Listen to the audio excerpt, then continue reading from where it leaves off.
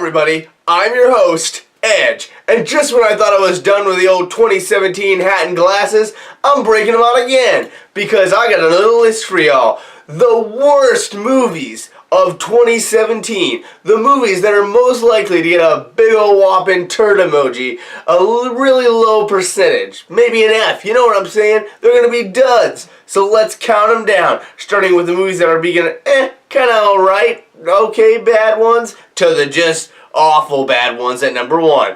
So, without further ado, let's get started. This movie might be okay. It might be fun to watch if you want to turn your brain off and just watch it. Maybe it'd be boring.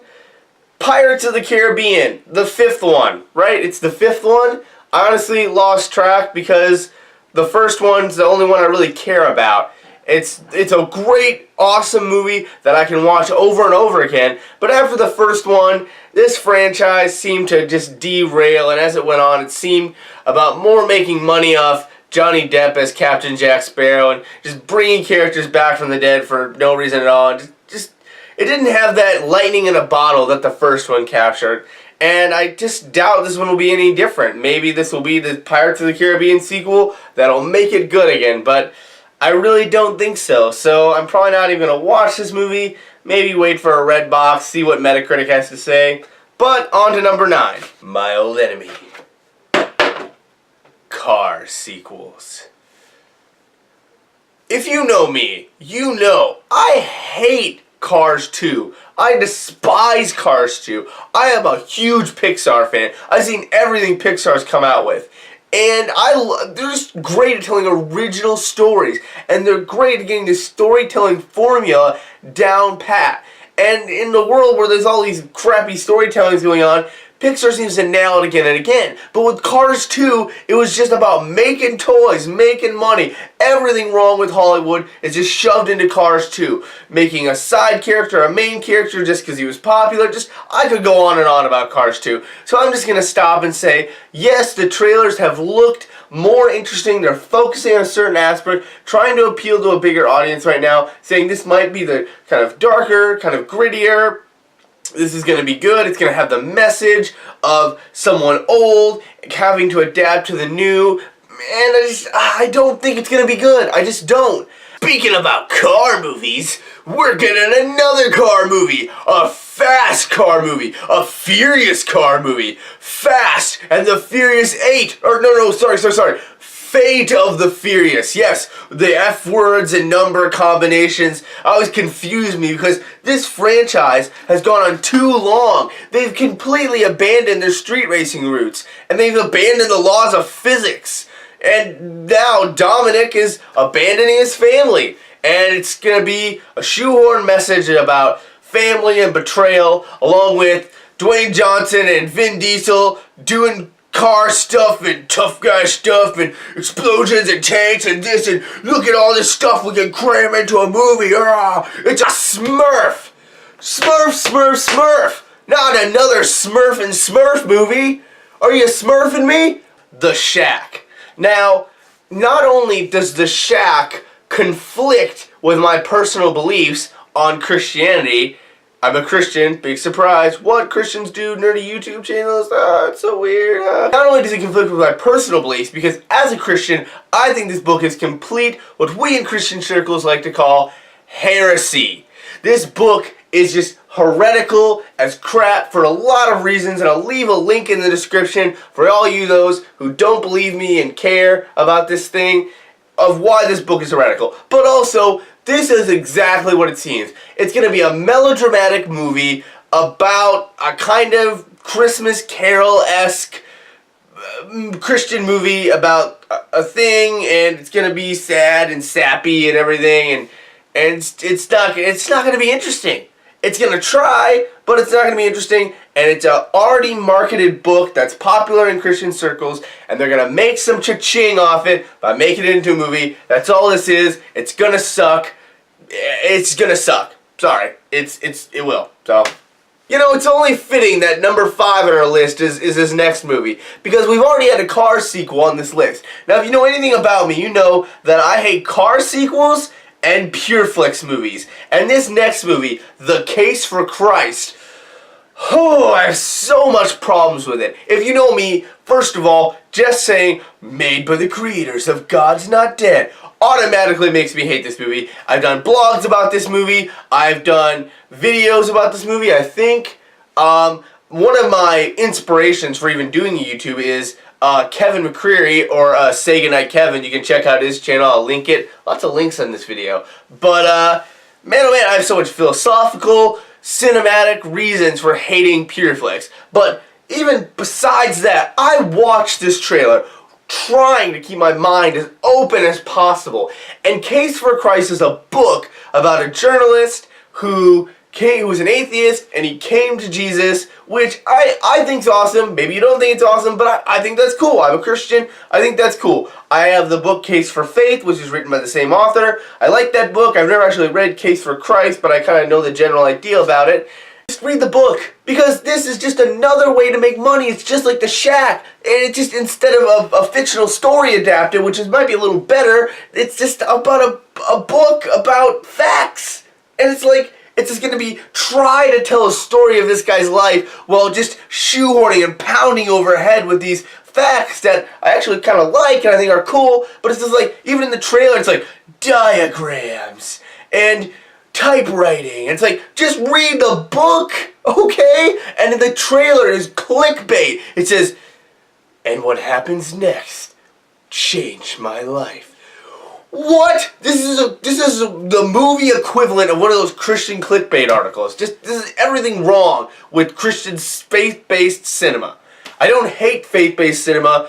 Look at I did a review, I think, over Risen. That's a good movie. I don't know if I did a review over that, but I like that movie. So I don't hate Christian cinema. I'm gonna move on before I rant too long. Oh my gosh, we're just hitting up all my rivals. We got Cars sequels. We got PureFlix, and now we got Michael Bay.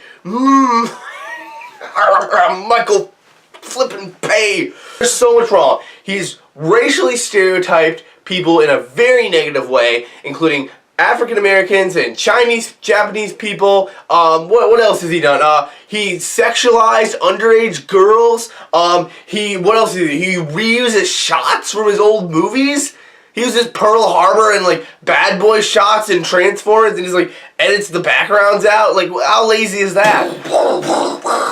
Special effects, Shia LaBeouf, Transformers, this is cool. And now we're gonna go back in time to see Merlin. What's he called? Now, Hero v Hero, like Civil War and all that stuff. We gotta have that, because we gotta have Bumblebee v Optimus, because, you know, Batman v Superman, Civil War, we gotta make some cha-ching off that. Number 3 on our list. I can't even believe I want to say this. I don't even know what our society is coming to. Not just in Hollywood, but just in general. The Emoji Movie. The Emoji Movie. This is just a movie to make a quick cha-ching off of fad emojis, because you see it everywhere. Emoji pillows, emoji balloons, emoji blankets. You get an emoji, you get an emoji, everyone gets an emoji. And the sad thing is, this is on my list not because it's just a crappy kids movie. I'm not cynical. If you want to make a crappy kids movie, go make it. But they're actually trying to appeal to adults in this trailer. It's like that teacher who's like really bad at telling jokes but thinks he's just the greatest in the world. Just stop. Stop, 2017, stop. Number 2 on our list, I have a personal vendetta with, okay? This almost made number 1, but the number 1 is just awful. But this is number 2 for a reason. Jumanji, okay? Are you serious?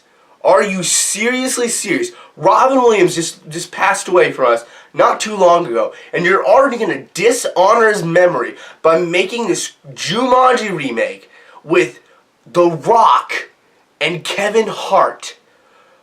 What are you doing? Jumanji was a funny, heartfelt movie with a cool premise about a board game that makes jungles come out of it. It's so cool. And Robin Williams just brought that heartwarming comedy to it. And it was just amazing lightning in a bottle movie. And you're just gonna crap on it by making a cheap remake to make a quick buck from Robin Williams passing? That is disrespectful and almost everything wrong with Hollywood right there. That's all I have to say about this.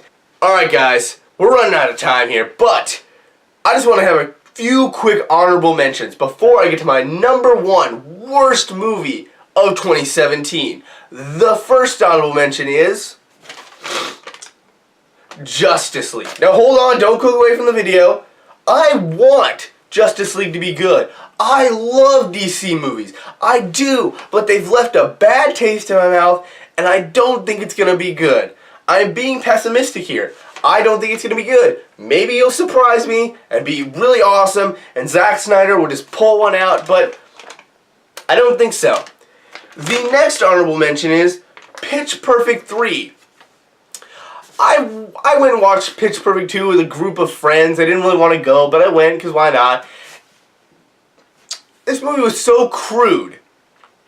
So awfully crude for no reason that I walked out of the theater. I didn't even finish it.